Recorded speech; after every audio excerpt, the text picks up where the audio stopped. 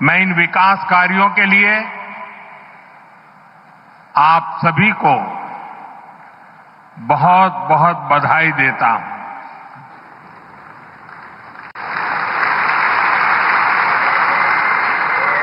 साथियों, मानसून के इस सीजन में गुजरात में भी कई इलाकों में भारी बारिश हो रही है। देश में भी जिस प्रकार से बादल फटने की एक के बाद एक घटनाएं घट रही हैं, और जब टीवी पर विनाश लीला देखते हैं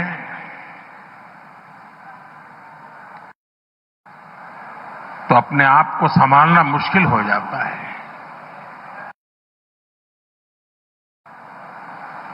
मैं सभी प्रभावित परिवारों के प्रति मेरी संवेदना व्यक्त करता हूं। प्रकृति का ये प्रकोप पूरे मानव जात के लिए, पूरे विश्व के लिए, पूरे देश के लिए चुनौती बना हुआ है। केंद्र सरकार सभी राज्य सरकारों के साथ मिलकर राहत और बचाव के काम में जुटी हुई है। साथियों, गुजरात की ये धरती दो मोहन की धरती है।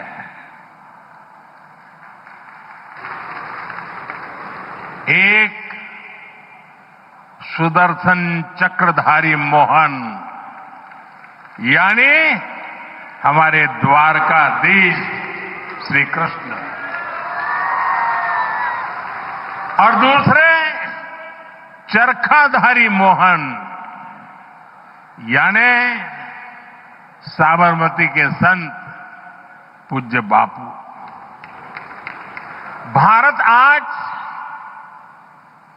इन दोनों के दिखाए रास्ते पर चलकर के निरंतर सशक्त होता जा रहा है। सुदर्शन चक्रधारी मोहन ने हमें सिखाया है कि देश की, समाज की रक्षा कैसे करते हैं।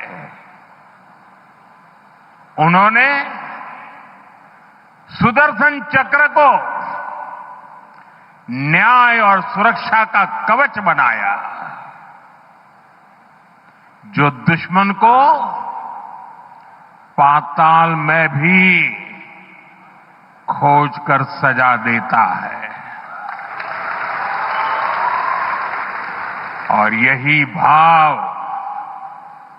आज भारत के फैसलों में भी देश अनुभव कर रहा है। देश नहीं, दुनिया अनुभव कर रही है।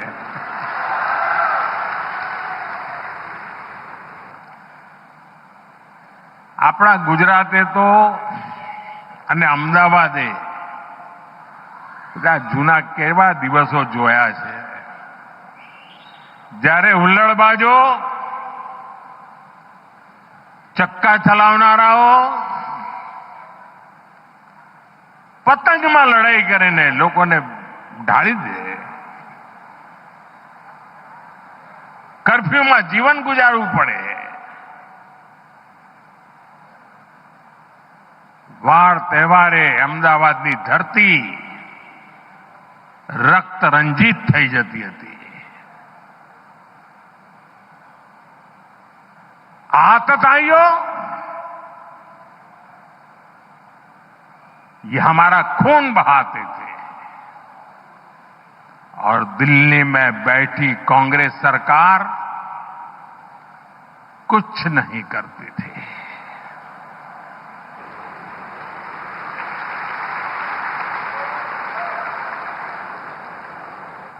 लेकिन आज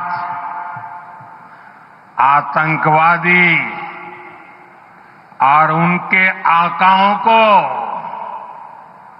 हम छोड़ते नहीं। चाहे वो कहीं भी छुपे हो। दुनिया ने देखा है कि पहलगाम का बदला भारत ने कैसे लिया।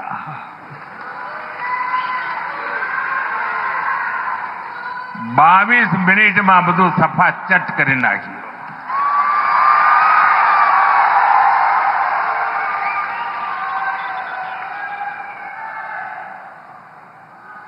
અને સેંકડો કિલોમીટર અંદર જઈને નક્કી કરેલા નિશાન પર જ વાર કરીને આતંકવાદની નાભી પર હુમલો કર્યો આપણે।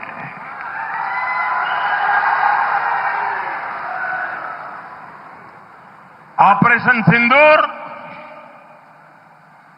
हमारी सेना के शौर्य और सुदर्शन चक्रधारी मोहन के भारत की इच्छा शक्ति का प्रतीक बन गया है। साथियों, चरखाधारी मोहन हमारे पूज्य बापू ने भारत की समृद्धि का रास्ता स्वदेशी में बताया था।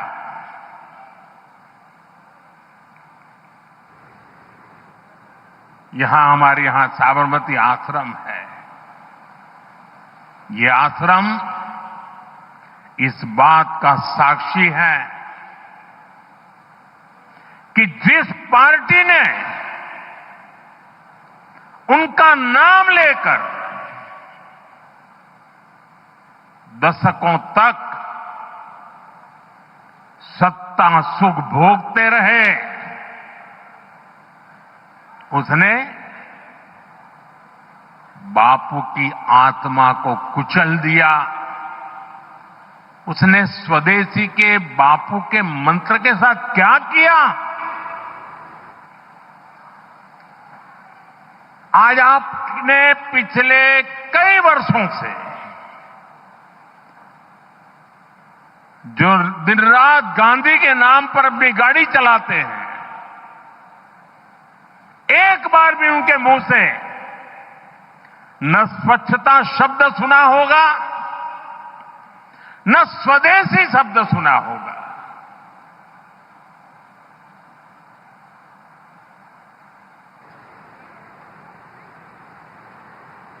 ये देश समझ ही नहीं पा रहा है कि उनकी समझ को क्या हुआ है।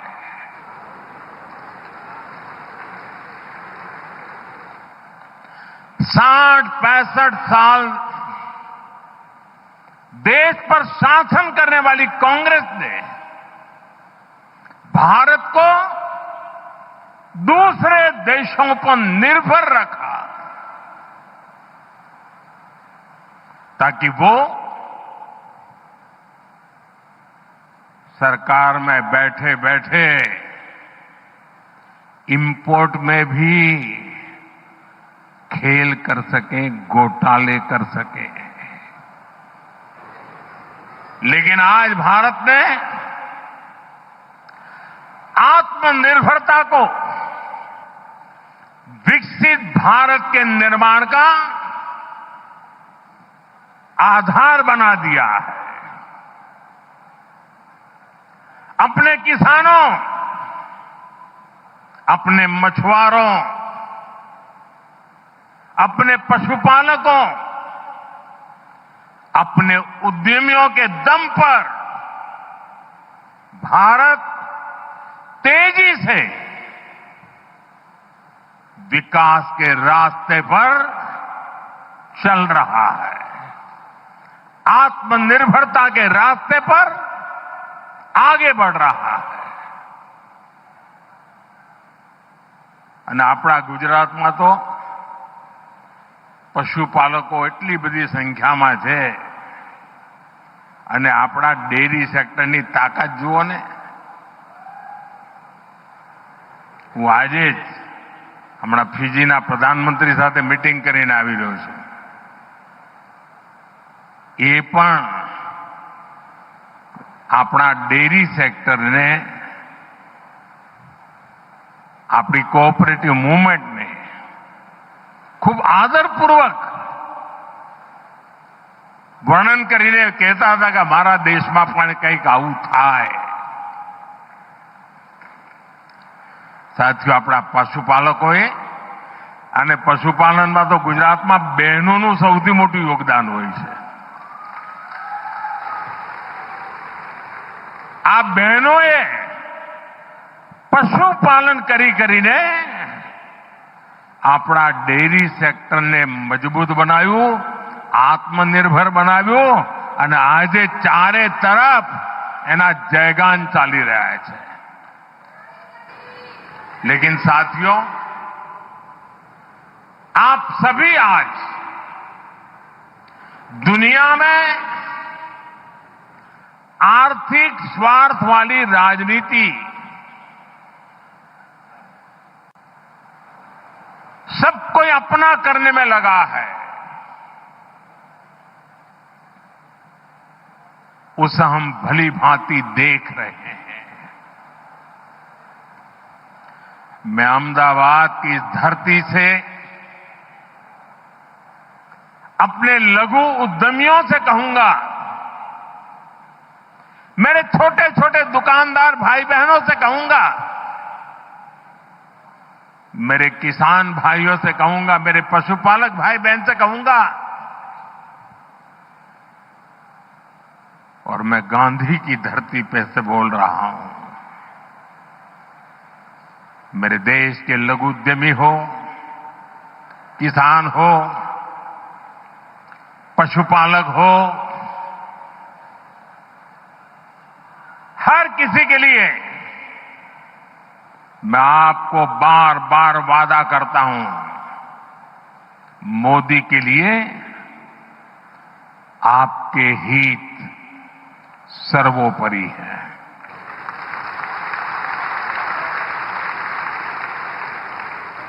मेरी सरकार लघु उद्यमियों का, किसानों का, पशुपालकों का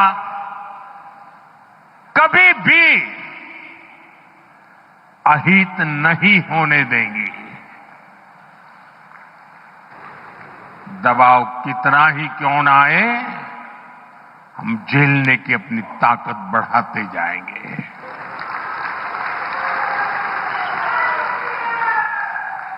साथियों, आज आत्मनिर्भर भारत अभियान को गुजरात से बहुत ऊर्जा मिल रही है और इसके पीछे 2 दशकों की कड़ी मेहनत है. आज की नौजवान पीढ़ी ने वो दिन नहीं देखे हैं जब यहां आए दिन कर्फ्यू लगा रहते थे. यहां व्यापार कारोबार करना मुश्किल कर दिया जाता था, अशांति का माहौल बनाए रखा जाता था. लेकिन आज अहमदाबाद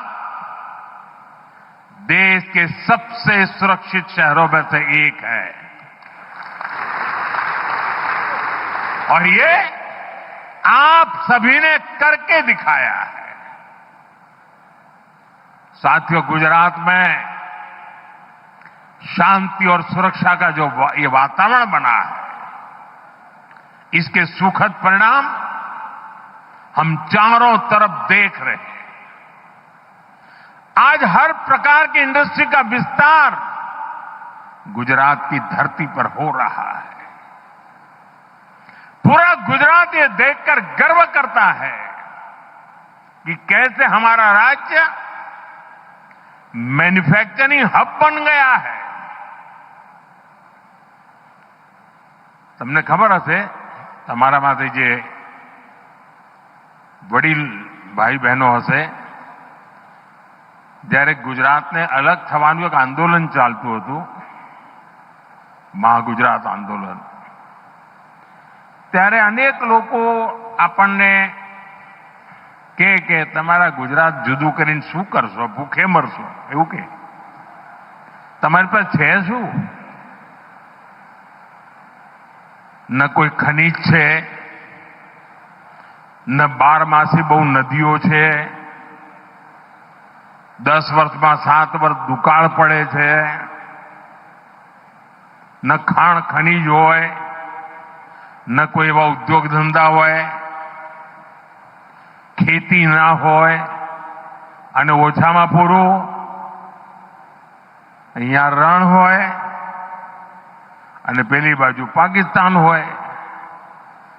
કરશો શું એવું કહેતા? મીઠા સિવાય તમારી પાસે છે શું એવું કહેતા? મજાક ઉડાવતા.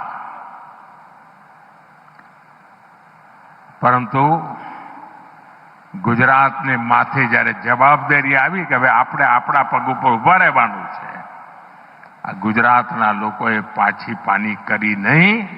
અને આજે તમારી પાસે શું છે કહેનારાઓને?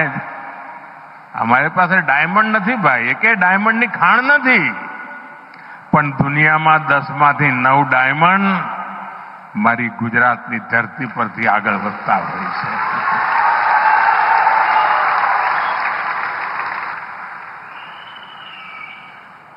साथियों, कुछ महीने पहले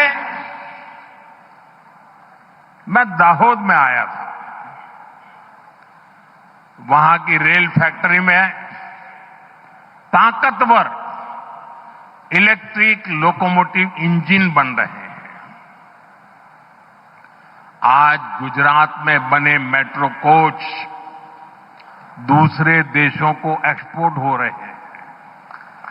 इसके अलावा मोटरसाइकिल हो, कार हो, गुजरात में बहुत बड़ी संख्या में उसका प्रोडक्शन हो रहा है, मैन्युफैक्चरिंग हो रहा है. देश और दुनिया की बड़ी बड़ी कंपनियां यहां फैक्ट्रियां लगा रही है.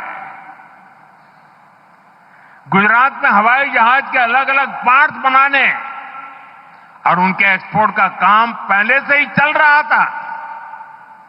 अब बड़ोदरा में ट्रांसपोर्ट एयरक्राफ्ट भी बनाने का काम शुरू हुआ है.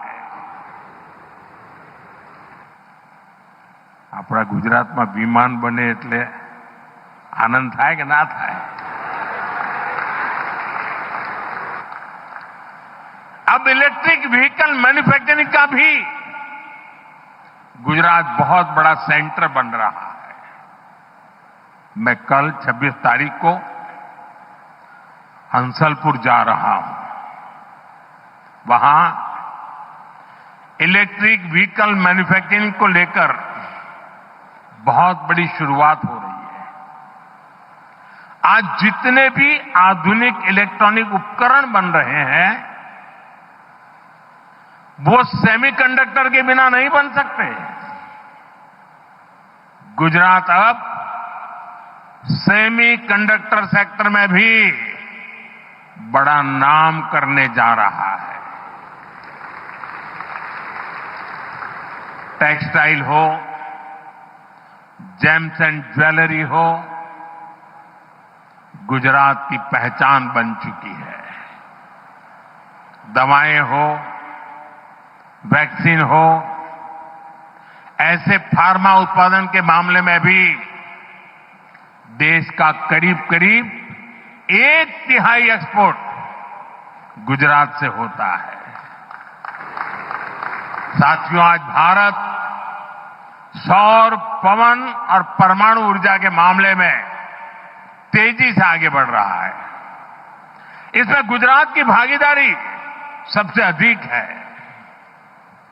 હમણાં હું એરપોર્ટથી આવતો હતો, ભવ્ય રોડ શો કર્યો. વાહ, કમાલ કરી આપે.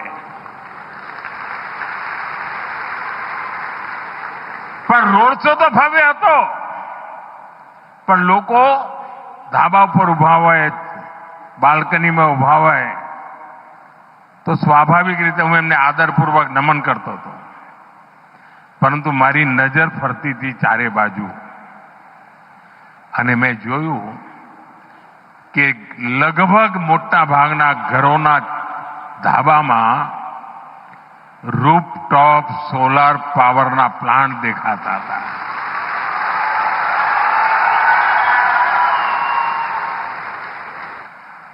गुजरात ग्रीन एनर्जी और पेट्रोकेमिकल्स का भी एक बड़ा केंद्र बनता जा रहा है. गुजरात देश की पेट्रोकेमिकल जरूरतों को पूरा करने में भी बड़ी भूमिका निभा रहा है. जो हमारा प्लास्टिक उद्योग है, सिंथेटिक फाइबर है, फर्टिलाइजर है, दवाएं हैं, पेंट इंडस्ट्री है, कॉस्मेटिक्स है, इनका सबसे बड़ा आधार पेट्रोकेमिकल सेक्टर ही है. गुजरात में पुराने उद्योगों का विस्तार हो रहा है. મને યાદ છે, આપણે ઘણીવાર માથે હાથ મૂકીને રડતા જ રહેતા હતા. આજથી 30 વર્ષ પહેલાના જે લોકો દિવસો યાદ કરે, શેના રોદડા રોતા હતા? મિલો બંધ થઈ ગઈ, મિલો બંધ થઈ ગઈ, મિલો બંધ થઈ ગઈ. એ તમે રોજ એ જ ચાલતું હોય અને કોઈ પણ નેતા આવેલા એ છાપાવાળા આપણે એ જ પૂછે, બોલો મિલો બંધ થઈ ગઈ, શું કરશો? રાત તો કોંગ્રેસનું હતું, પણ એક જ વિષય. આજે ગુજરાત ये ભૂંગળા ભલે બંધ થયા, પણ ઠેર ઠેર એણે વિકાસના વાવટા ફરકાવી દીધા છે.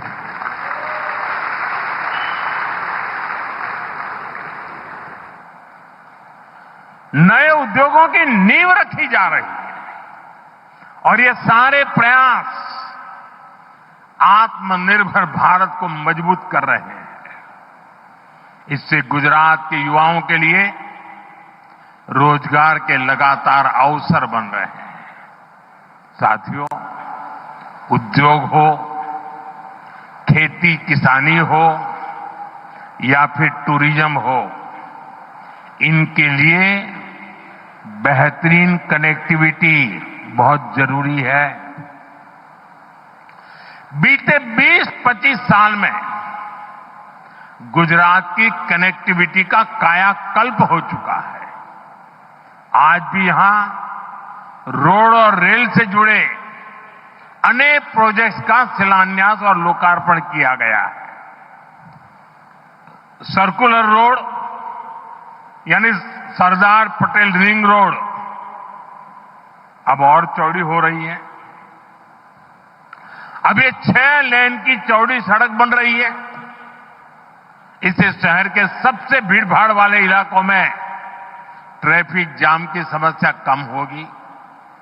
इसी तरह विरमगाम खुदड़ रामपुरा रोड, उसको चौड़ा होने से यहां के किसानों को, उद्योगों को सुविधा मिलेगी. ये जो नए अंडरपास है, रेलवे ओवरब्रिज है, ये शहर की कनेक्टिविटी को और बेहतर बनाएंगे. साथियों, एक समय था जब लाल रंग की पुरानी बसें ही चला करती थी. लाल बस, क्या जसो तो लाल बस में. लेकिन आज यहां बीआरटीएस जनमार्ग और एसी इलेक्ट्रिक बसें नई सुविधाएं दे रही है. मेट्रो रेल का भी तेजी से विस्तार हो रहा है और इससे अहमदाबादियों के लिए ईज ऑफ ट्रैवल सुनिश्चित हुई है. साथियों, गुजरात के हर शहर के आसपास एक बड़ा औद्योगिक गलियारा है. लेकिन 10 साल पहले तक पोर्ट और ऐसे इंडस्ट्री क्लस्टर्स के बीच में बेहतर रेल कनेक्टिविटी की कमी खलती थी. आपने 2014 में मुझे दिल्ली भेजा तो मैंने गुजरात की समस्या को भी दूर करने का काम शुरू किया.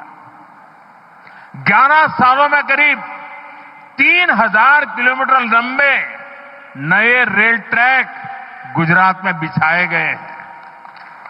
गुजरात में रेलवे के पूरे नेटवर्क का 100% बिजलीकरण हो चुका है।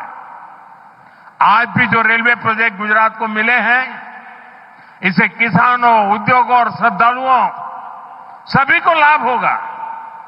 साथियों, हमारी सरकार शहर में रहने वाले गरीबों को सम्मान का जीवन देने के लिए प्रतिबद्ध है। इसका प्रत्यक्ष प्रमाण हमारा रामापीरनो टेकरो एयरपोर्ट તમે જતા આવતા રામાપીરનો ટેકરો पूज्य बापू गरीब की गरिमा पर बहुत बल देते थे। आज साबरमती आश्रम के प्रवेश द्वार पर बने गरीबों के नए घर इसका एक साक्षात उदाहरण बने हैं। गरीबों को 1500 पक्के घर मिलना यानी असंख्य नए सपनों की नींव पड़ना है। इस बार नवरात्र पर, दिवाली पर इन घरों में रहने वालों के चेहरे की खुशी और ज्यादा होगी। इसके साथ पूज्य बापू को सच्ची श्रद्धांजलि के रूप में बापू के साबरमती आश्रम का नवीनीकरण भी हो रहा है। हमारे दो महापुरुष सरदार साहब का भव्य स्टैच्यू हमने काम पूरा किया। मैं उसी समय साबरमती आश्रम का काम करना चाहता था, लेकिन केंद्र सरकार उस समय हमारे अनुकूल नहीं थी। शायद वो गांधी जी के भी अनुकूल नहीं थी और उसके कारण मैं उस काम को कभी आगे नहीं बढ़ा पाया।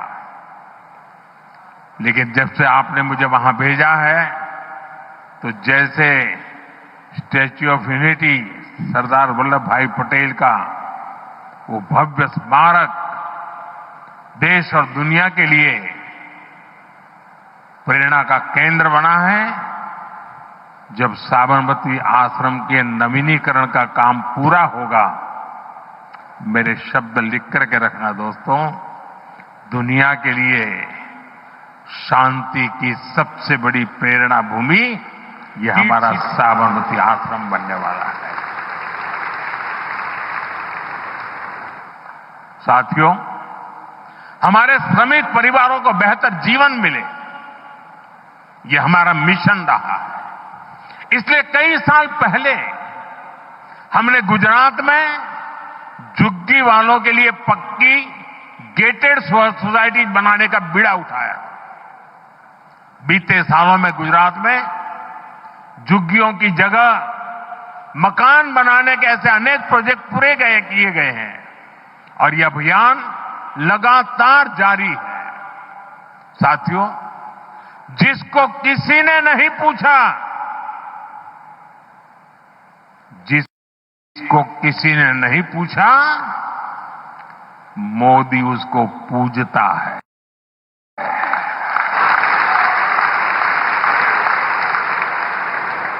मैंने इस बार लाल किले से कहा था, पिछड़ों को प्राथमिकता,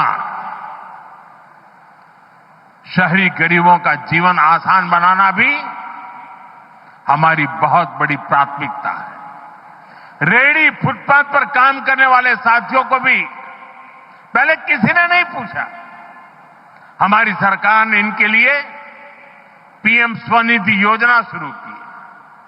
आज इस स्कीम की वजह से देश के लगभग 70 लाख रेहड़ी पटरी और ठेले वाले भाई बहनों को बैंकों से लोन मिल रही, संभव हुआ है। सब गुजरात के भी लाखों साथियों को इसका फायदा हुआ है। साथियों, बीते 11 साल में 25 करोड़ लोग गरीबी को परास्त करके गरीबी से बाहर निकले हैं। दुनिया के लिए भी अजूबा है इतना बड़ा आंकड़ा। 25 करोड़ लोगों का गरीबी से बाहर आना विश्व के सभी अर्थवेत्ता आज इसकी चर्चा कर रहे हैं। साथियों, ये गरीब जब गरीबी से बाहर निकलता है ना, तब वो नियो मिडिल क्लास के रूप में एक नई ताकत बनकर के उभर रखता है।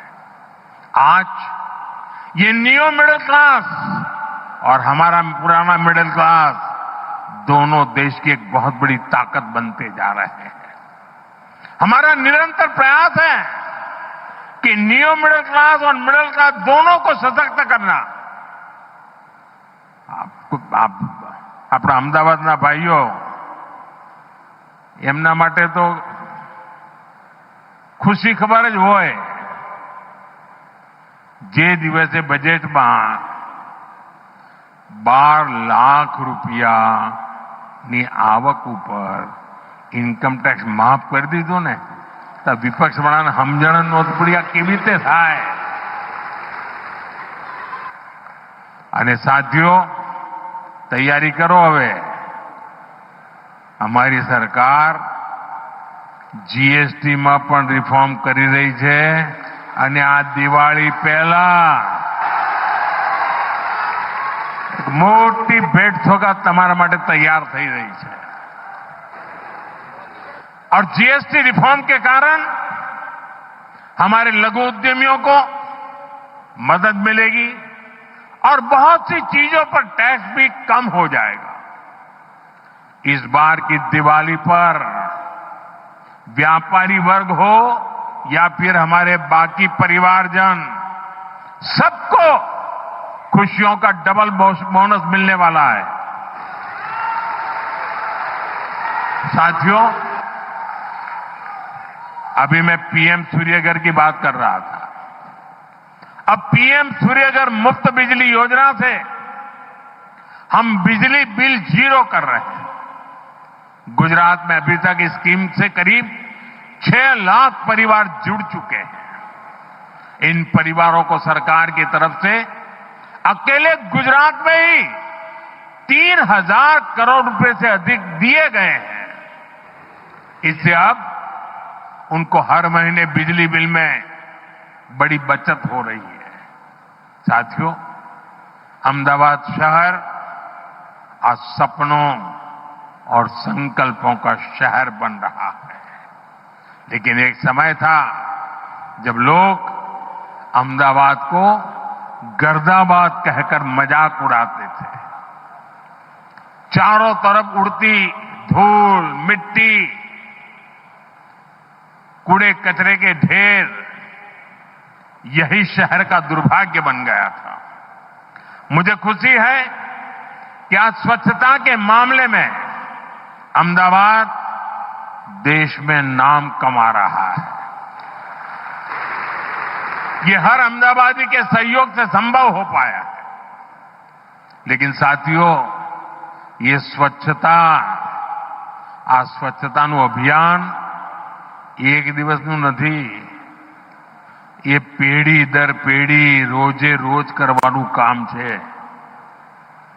સ્વચ્છતા એ સ્વભાવ બનાવીએ તો જ ધાર્યું પરિણામ મેળવી શકીએ। સાથીઓ, આપણી આ સાબરમતી નદી કેવા હાલ હતા।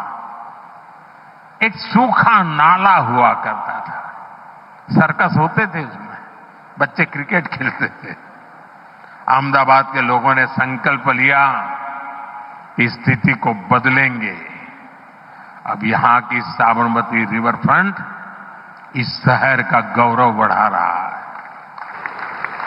साथियों, कांकरिया झील का पानी भी खरपतवार की वजह से हरा और बदबूदार रहता था। आसपास टहलना भी मुश्किल होता था और असामाजिक तत्वों के लिए पसंदी जगह तो हुई करती थी। वहां से कोई निकलने का हिम्मत नहीं करता था। आज ये घूमने फिरने की सबसे बेहतरीन जगह बन चुकी है। तालाब में बोटिंग हो या किड सिटी में बच्चों के लिए मस्ती और ज्ञान का संगम, ये सब अहमदाबाद की बदलती तस्वीर है। કાંકરિયા કાર્નિવલ હવે તો અમદાવાદનું મોટું ઘરેણું બની ગયું છે. એણે અમદાવાદની નવી પહેચાન ઊભી કરી દીધી છે. साथियों, अहमदाबाद आज टूरिज्म का एक आकर्षक केंद्र बनकर उभरा है. Ahmedabad UNESCO world heritage city है. पुराने दरवाजे हो, साबरमती आश्रम हो या यहां की धरोहरें, आज हमारे शहर पूरी दुनिया के मानचित्र पर चमक रहा है. अब टूरिज्म के नए और आधुनिक तौर तरीकों का भी यहां तेजी से विकास हो रहा है. અને આપણે જ્યારે ટુરિઝમની વાત કરીએ ને ત્યારે ગુજરાત તો દસાડા દફતરમાં એનું નામ જ નહોતું. ટુરિઝમની વાત આવે એટલે ગુજરાતના લોકો કહે ચાલો જરા આબુ જઈએ, અને દક્ષિણ ગુજરાતવાળા દીવ દમણ જાય. આ બે છેડે આપણી દુનિયા હતી. અને ધાર્મિક રીતે જો જણાના લોકો હોય તો સોમનાથ જાય, દ્વારકા જાય કે અંબાજી જાય, 4-5 કાંઈ ન મળે. આજે ગુજરાત ટુરિઝમ માટેનું એક મહત્વનું ડેસ્ટિનેશન બની ગયું. એ કચ્છના રણમાં સફેદ રણ જોવા માટે દુનિયાને ઘેલું લાગે. સ્ટેચ્યુ ઓફ યુનિટી જોવાનું મન થાય. બેટ દ્વારકાનો બ્રિજ જોવા લોકો આવે, ગાડીમાં ઉતરીને પેદલ ચાલે. એકવાર નિર્ણય કરીએ ને દોસ્તો, પરિણામ આવીને રહેતું હોય છે. आज अहमदाबाद कंसर्ट इकोनॉमी का बड़ा केंद्र बन रहा है. कुछ महीने पहले जो कोल्ड प्ले कॉन्सर्ट यहां हुआ, उसकी चर्चा पूरे विश्व में हुई है. 1 लाख की सीटिंग कैपेसिटी के साथ अहमदाबाद का स्टेडियम भी सबके आकर्षण का केंद्र है. ये दिखाता है कि अहमदाबाद बड़े बड़े कॉन्सर्ट्स भी करा सकता है और बड़े बड़े स्पोर्ट्स इवेंट्स के लिए भी तैयार है. साथियों, शुरुआत में मैंने आपसे त्योहारों का जिक्र किया था. ये त्योहारों का मौसम है. अब नवरात्रि, विजयादशमी, धनतेरस, दीपावली, ये सभी त्योहार आ रहे हैं. ये हमारी संस्कृति के उत्सव तो है ही, ये आत्मनिर्भरता के भी उत्सव होने चाहिए. और इसलिए मैं आपसे एक बार फिर अपना आग्रह दोहराना चाहता हूं और आज पूज्य बापू की धरती से देशवासियों से भी मैं बार बार आग्रह कर रहा हूं, हमें जीवन के अंदर एक मंत्र बनाना है. हम जो भी खरीदेंगे वो मेड इन इंडिया होगा, स्वदेशी होगा. घर की साज सज्जा के लिए जो भी सामान हो, मेड इन इंडिया हो. यार दोस्तों को गिफ्ट के लिए कुछ देना है, उपहार वही जो भारत में बना हो, भारत के लोगों द्वारा बनाया गया हो. और मैं विशेष रूप से दुकानदार भाई बहनों को कहना चाहता हूं, व्यापारियों से कहना चाहता हूं, इस देश को आगे बढ़ाने में आप बहुत बड़ा योगदान कर सकते हैं. आप तय कर लीजिए, विदेशी माल नहीं बेचेंगे. और बड़े गर्व के साथ बोर्ड लगाइए कि मेरे यहां स्वदेशी बिकता है.